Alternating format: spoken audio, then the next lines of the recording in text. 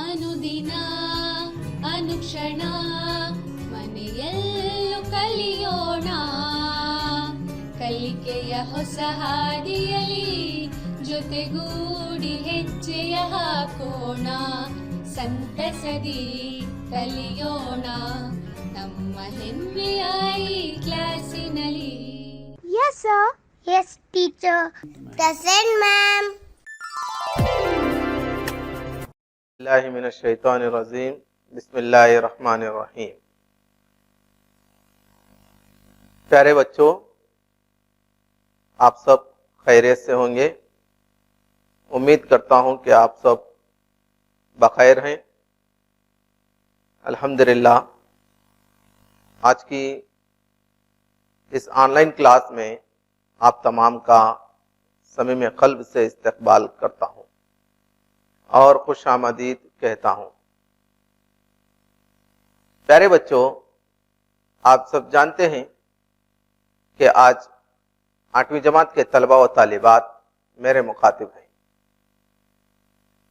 बच्चों, कलम और नोटबुक लेकर तैयार हो जाएं और दर्स को गौर से सुनते हुए आज के इस सबक के अहम नुकात कलम बंद कीजिए। अजीज तलबा व तालिबात, आज हम 8वीं जमात की नौ बहारे अदब से नारेल सबक का दूसरा हिस्सा हम पढ़ेंगे।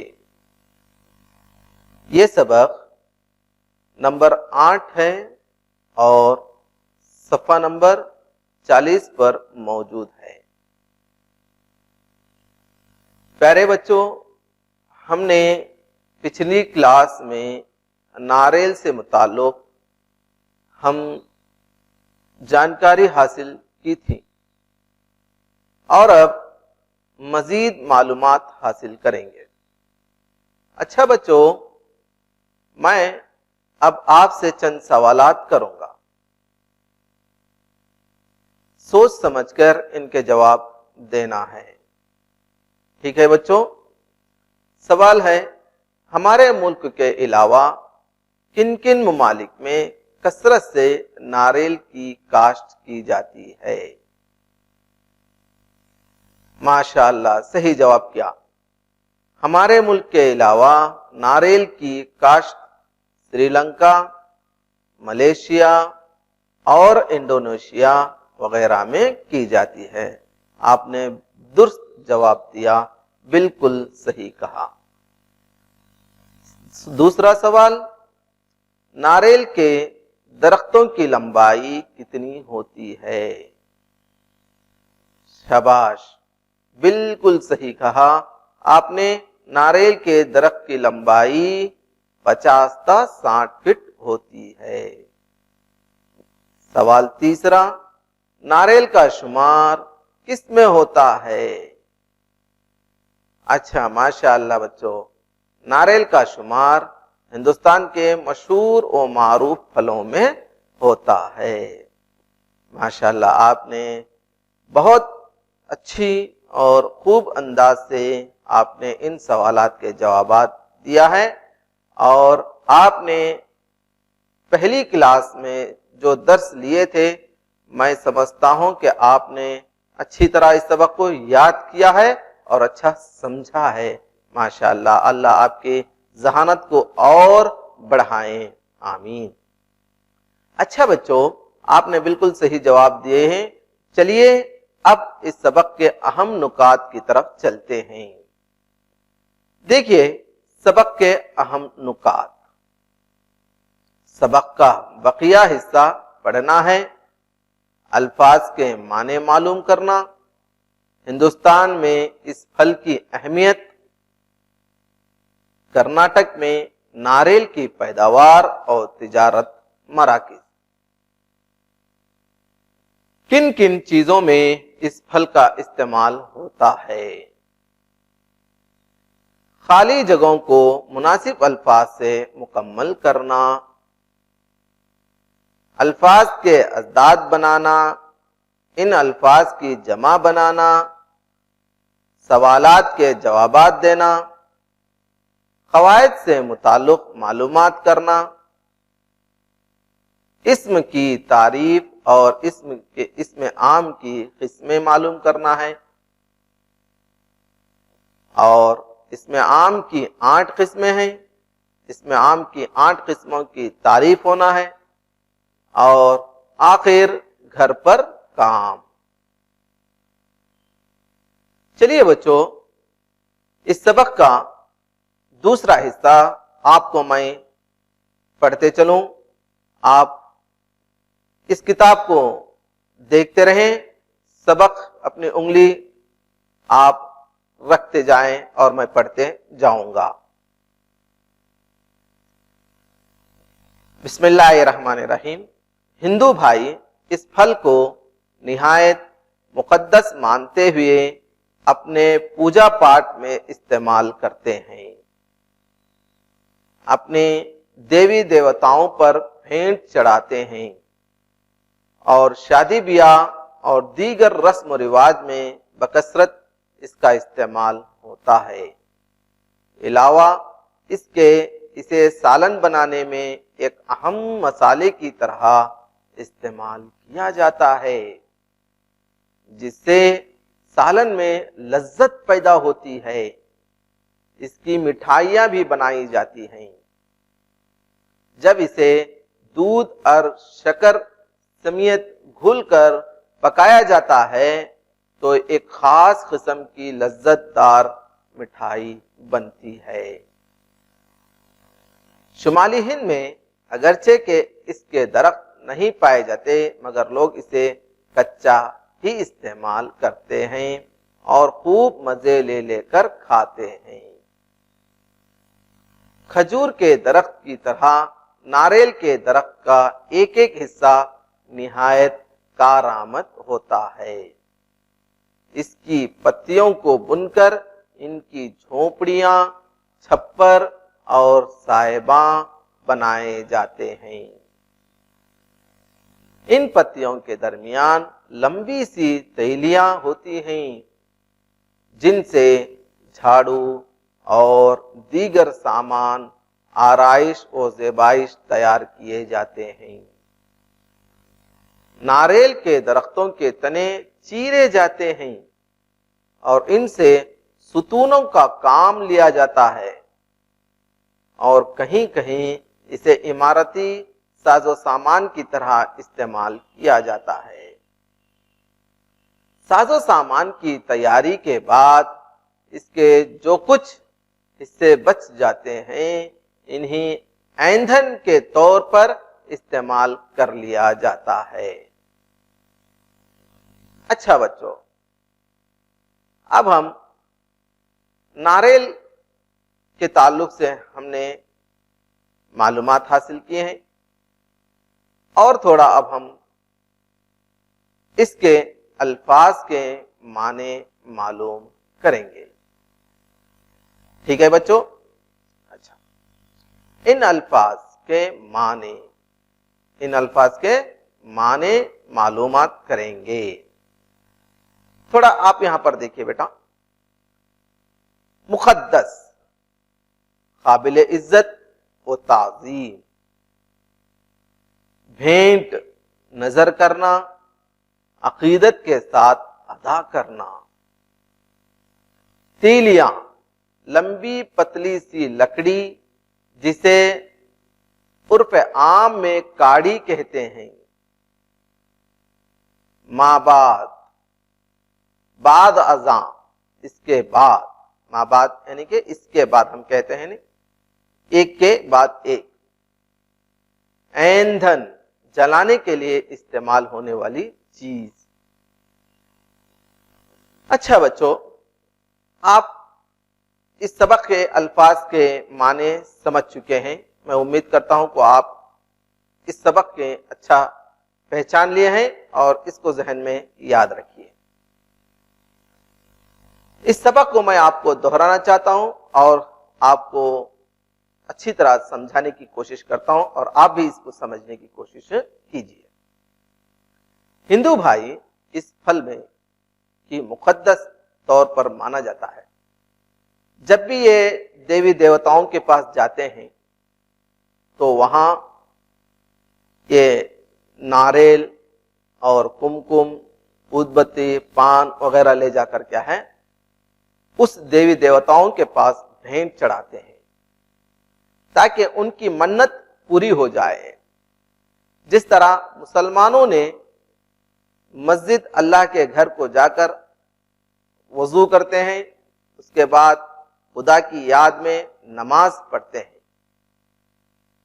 جس سے ہمارا مقصد پورا ہونے کی امید رکھتے ہیں۔ ٹھیک ہے نا بچوں؟ اسی طرح ہمارے ہندو بھائی بھی اس کو مقدس سمجھتے ہوئے اس پھل کو اور اس کے ساتھ دوسرے چیزوں کو لے جا کر کیا ہے پوجا پاٹ میں استعمال کرتے ہیں۔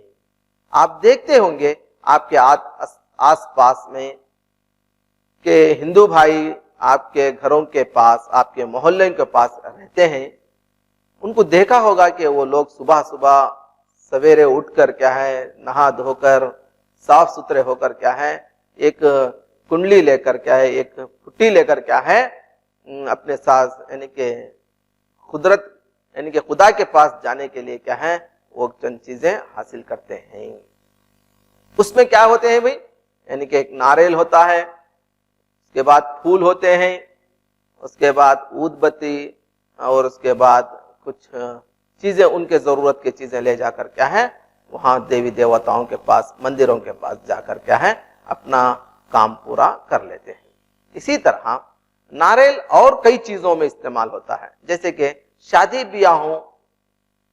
بیاہ میں دیکھے ہوں گے، رسم و رواج میں دیکھے ہوں گے کہ شادی بیاہوں میں ہم کیا کرتے ہیں، دولہا جب دلہن کے گھر کو آ رہا ہے تو اس وقت کیا کرتے ہیں ہمیں ناریل مارتے ہیں۔ اور اسی طرح سے کیا ہے کئی جگہ پر اس کا استعمال ہوتا ہے۔ کہاں پر وہی پکوانوں میں، اچھے پکوانوں میں اس کا استعمال ہوتا ہے، بکثرت پایا جاتا ہے۔ اس کے علاوہ سالن بنائے جاتے ہیں اچھے مسالے دار، اور اسی طرح سے کیا ہے اس کی مٹھائیاں بنائی جاتی ہیں، ہوتا نہیں بھی۔ اور اسی طرح دودھ میں شکر سمیت کر کیا ہے گھلا کر پکایا جاتا ہے، اور اس میں سے ایک خاص قسم کی لذت دار مٹھائی بنتی ہے نا بچوں؟ ہاں، جس سے کیا ہے اچھے برفیاں تیار کرتے ہیں، شکر کی برفی، کھوپرے کی برفی، اسی طرح سے اور مٹھائیاں بنتے ہیں نا بھی۔ ہاں، آپ نے دیکھا ہوگا کہ دکانوں کے پاس آپ جا کر دیکھیں کہ کھوپرے کی برفی دو بھائی تو دیتے نہیں بھی۔ تو اس طرح سے اور کئی جگہ پر اس کا استعمال ہوتا ہے۔ اچھا بچوں، اسی طرح سے کیا ہے ہم نے آپ کو اور کئی چیزوں پہ کیا ہے اس کا استعمال ہوا ہے۔ یہاں پر دیکھیے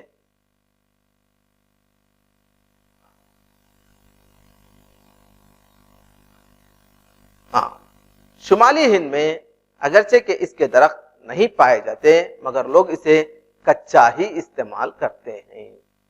شمالی ہند میں اکثر اس کے درخت پائے نہیں جاتے، یعنی کہ اتر پردیش میں ہو، دلی میں ہو، راجستھان میں ہو، کئی ریاستیں شمالی ہند میں پائے جاتے ہیں، وہاں پر کیا ہے اس کے درخت پائے نہیں جاتے بلکہ اسے کچا ہی کھاتے ہیں۔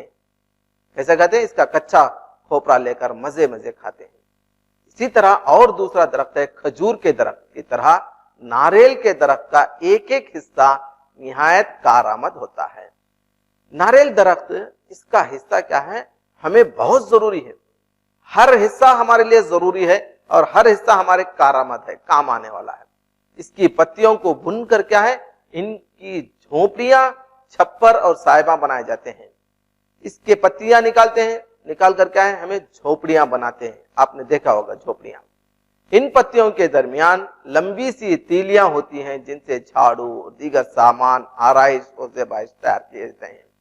ان کی کاڑیاں نکال کر کریں ہم جھاڑو کی طرح سے کیا استعمال کرتے ہیں، کاڑی کی جھاڑو بولتے ہیں، اور کئی طرح سے اس کے لیے کیا ہے ہمارے لیے سامان آرائش اور زیبائش میں کام آتے ہیں، تیار کیے جاتے ہیں۔ ناریل کے درختوں کے تنے چیرے جاتے ہیں، یعنی کہ ناریل کا درخت ہم کاٹ کر کیا ہے اس کو چیرتے ہیں اور چیرنے سے کیا ہے اس کے جو ستون پر کیا ہے ستونوں کا کام لیا جاتا ہے. بچوں اس سے کاٹ کر کیا ہے ہمیں جیسے کہ لوہے کے تیر آتے ہیں, ہمیں چھت ڈالتے ہیں تو آر سی سی کا چھت ڈالتے ہیں. یہ تو آر سی سی کا سیمنٹ ہوا, کنکر ہوا, بالو ہوا, یہ سب ڈالتے ہیں, مگر اس سے خرچہ بہت زیادہ آتا ہے. مگر خرچہ کم ہونا ہے تو ہمیں کیا ہے ناریل کے درخت کو کاٹ کر کیا ہے اس سے کیا ہے ہمیں ستونوں کے ذریعے سے یعنی کہ کاٹ کر کیا ہے اس ستونوں کا کام لیا جاتا ہے, جس سے کیا ہے ہمارا خرچ بہت کم ہوتا ہے. یہ پرانے زمانے میں قدیم زمانے کے لوگ اس کا کئی طرح سے کیا ہے استعمال کیا گیا ہے, اور کہیں کہیں اسے عمارتی ساز و سامان کی طرح استعمال کیا جاتا ہے. ساز و سامان کی تیاری کے بعد اس کے جو کچھ حصے بچ جاتے ہیں انہیں ایندھن کے طور پر استعمال کر لیا جاتا ہے. اچھا بچوں, آپ نے اس سبق کو سنا ہے. اب ہم کیا ہیں اس سبق کے الفاظ کی جمع معلوم کریں گے. ان الفاظ کی جمع معلوم کرنا ہے. دیکھیے بچوں ان الفاظ کو غور سے دیکھیے آپ. تیلی, گچا, جھوپڑی, مرز, درخت, مکان, یہ الفاظ واحد ہیں. اب اس کی ہم جمع بنانا ہے. کیا بنانا ہے بچوں؟ جمع بنانا ہے. تیلی, گچا, جھوپڑی, مرز, درخت, مکان. اس کی جمع ہے تیلیاں, گچھے, جھوپڑیاں, مرز, امراض, درخت, درختوں, مکان, مکانات. اچھا بچوں آپ نے معلوم کیا ہے کہ ان الفاظ کے واحد ہیں تو اس کی جمع کیسے بنتی ہے. تو اس کے قاعدے بھی ہیں, آپ کو اگلی کلاس میں یعنی کہ آنے والی کلاس میں آپ کو اس کو بتائیں گے. مندرجہ ذیل خالی جگہوں کو مناسب الفاظ سے پر کیجئے. بچوں آپ نے اس سبق کو بخوبی جانے ہوں گے اور سمجھ چکے ہوں گے. تو آپ کو اس خالی جگہوں کو پر کرنا ہے, اس یعنی کہ آپ اس کا جواب دینا ہے. ناریل کے درختوں کی لمبائی ڈیش تا ڈیش فٹ ہوتی ہے. شاباش, بالکل صحیح کہا, 50 تا 60 فٹ. ٹھیک ہے, آپ نے بالکل صحیح جواب دیا. دوسرا دیکھیے, ناریل کے مغز کو ڈیش کہتے ہیں. بالکل صحیح کہا بچوں, آپ نے صحیح کہا, کھوپرا. ناریل دیوی دیوتاؤں کی ڈیش چڑھائے جاتے ہیں. ہاں شاباش, بھینٹ. کیا بولتے ہیں بھائی؟ ناریل دیوی دیوتاؤں کی بھینٹ چڑھائے جاتے ہیں. ناریل کا تیل ڈیش کے لیے بھی استعمال ہوتا ہے. ناریل کا ڈیش کے لیے بھی استعمال ہوتا ہے, یعنی کہ کیا ہے تیل استعمال ہوتا ہے. اس کے بعد ناریل سے بنی ڈیش بہت مضبوط ہوتی ہے. ہاں بالکل صحیح کہا آپ نے, رسیاں. چلیے بیٹو آپ نے بہت اس سبق کو اچھا سنا ہے اور جوابات بھی بالکل آپ نے آسانی کے ساتھ ہمیں جوابات مل رہے ہیں. اچھا بچوں اب تو ہم دوسری سرگرمی کریں گے. ان الفاظ کو جملوں میں استعمال کیجئے. لمبائی, برآمد, مضبوط, لذیذ, بیماری. بچوں آپ نے ان الفاظ کو سنا بھی ہے اور ان الفاظ کو ہم جملوں میں کیسے استعمال کرنا ہے. بچوں آپ نے اچھے انداز سے دیکھیں کہ یہاں پر لمبائی ہم نے اس سبق میں پڑھا ہے کہ ناریل درخت کی لمبائی بہت اونچی ہوتی ہے. شاباش, آپ نے بالکل صحیح کہا اس جواب کو. اس لفظ کا جواب بالکل صحیح رہا. بچوں دوسرا لفظ ہے برآمد. اس لفظ کے ہم جملے میں کیسے استعمال کریں گے؟ پیٹرول اور ڈیزل ملک ایران سے برآمد ہوتا ہے نا بھائی؟ ہاں ہمارے اب تو قیمتیں اس کی بہت بڑھ رہے ہیں.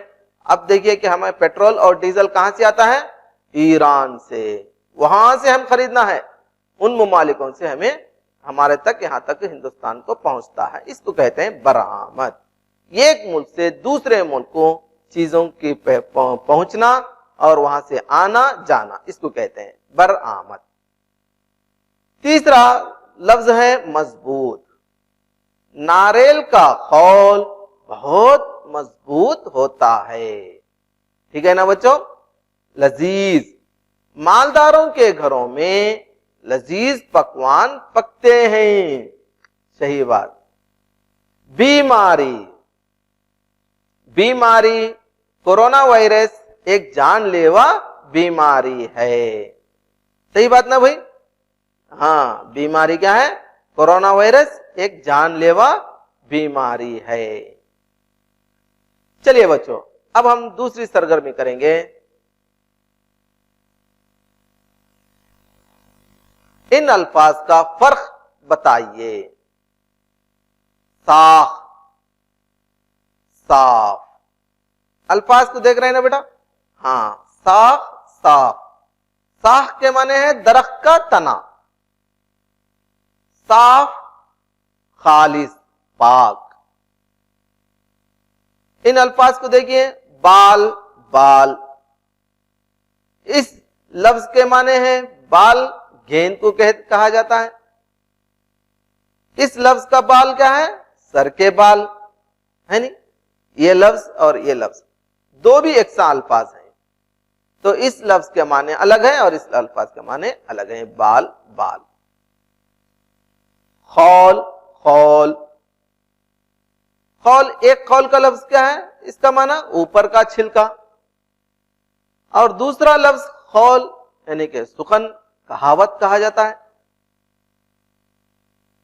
اسی طرح عرض، گزارش،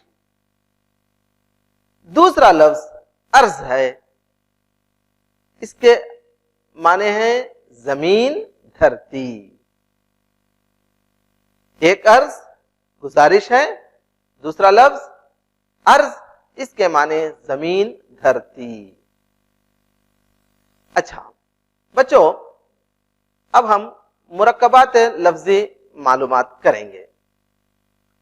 مرکب لفظ یعنی اس کو انگریزی میں کمپاؤنڈ ورڈ کہا جاتا ہے۔ کمپاؤنڈ ورڈ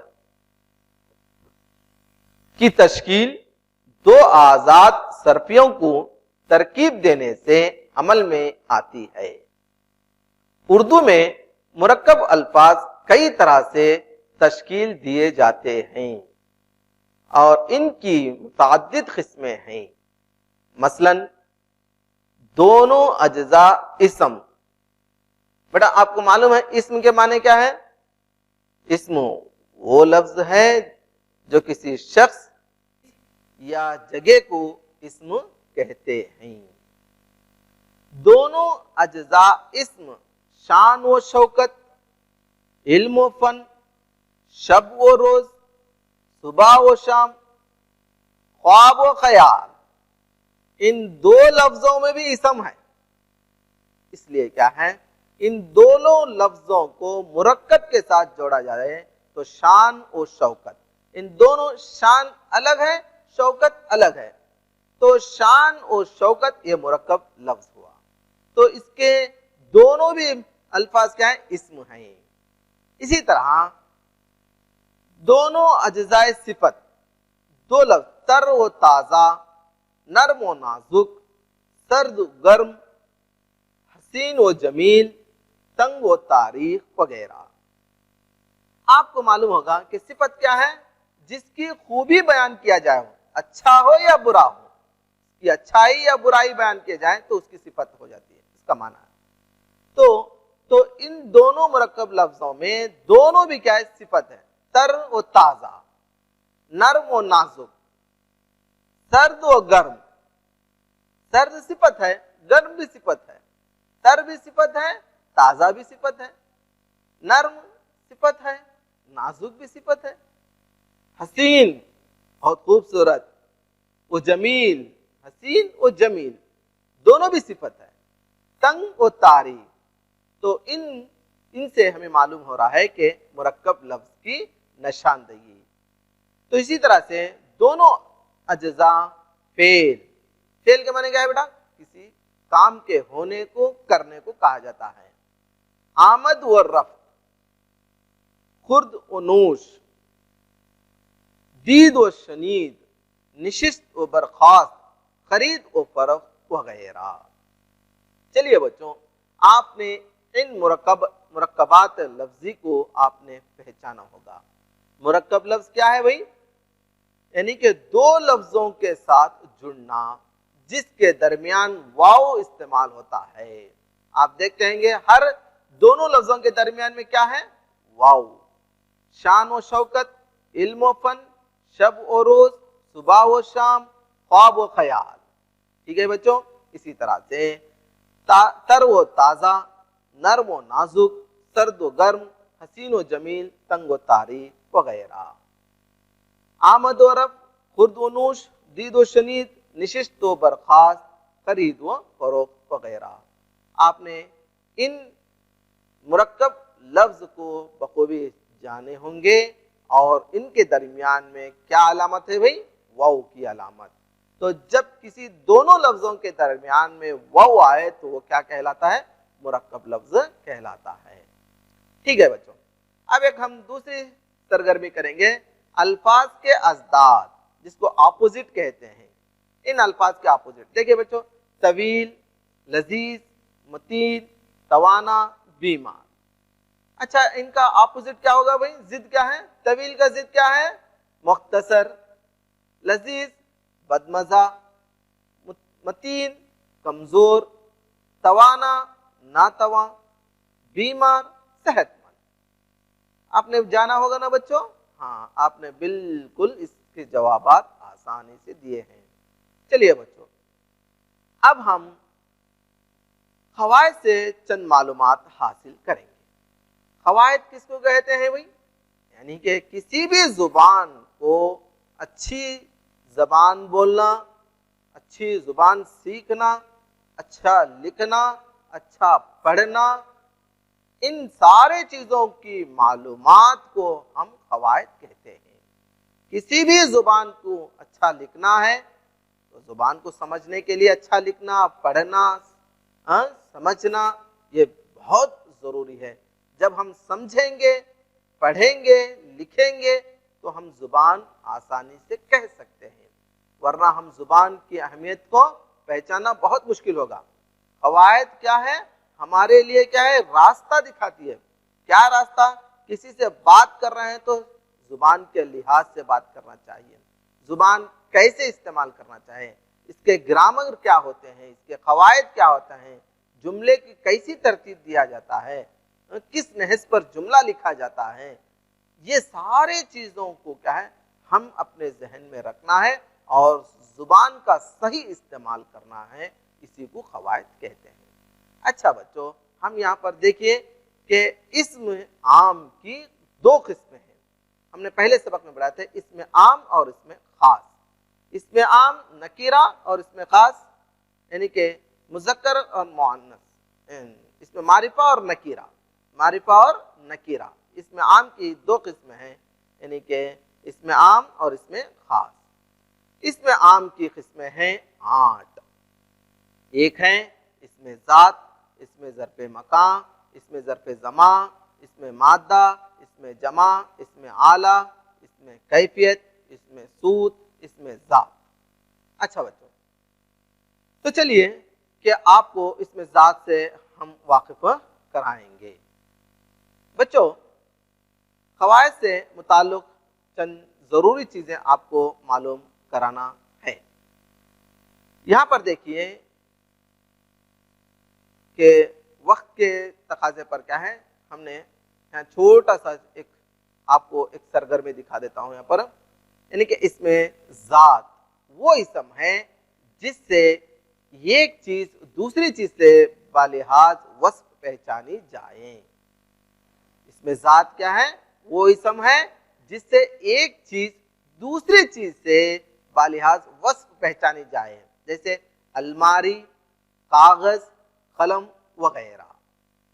ٹھیک ہے بچوں؟ اسی طرح سے آپ کا وقت ختم ہونے جا رہا ہے. وقت کے اختتام سے میں آپ کو دوسری جماعت میں نیکسٹ آنے والی کلاس میں آپ کو اس کو تفصیل سے بتاؤں گا. وقت کے لحاظ سے میں آپ کو چھوٹا سا گھر کا کام دینے جا رہا ہوں, آپ اس کو بخوبی کام انجام دیں گے.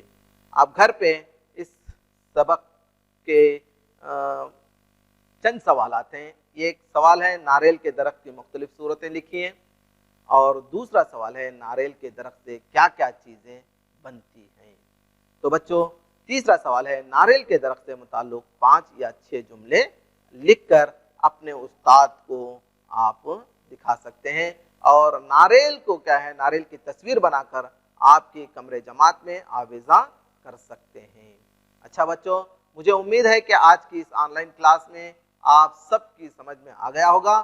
اب مجھے رخصت کے لیے اجازت دیں, انشاءاللہ بہت جلد پھر ملیں گے. السلام علیکم ورحمۃ اللہ وبرکاتہ. ಅನುದಿನ ಅನುಕ್ಷಣ ಮನೆಯಲ್ಲೂ ಕಲಿಯೋಣ, ಕಲಿಕೆಯ ಹೊಸ ಹಾದಿಯಲಿ ಜೊತೆಗೂಡಿ ಹೆಜ್ಜೆಯ ಹಾಕೋಣ, ಸಂತಸದಿ ಕಲಿಯೋಣ ನಮ್ಮ ಹೆಮ್ಮೆಯ ಈ ಕ್ಲಾಸಿನಲ್ಲಿ. Yes, sir. Yes, teacher. Present, ma'am.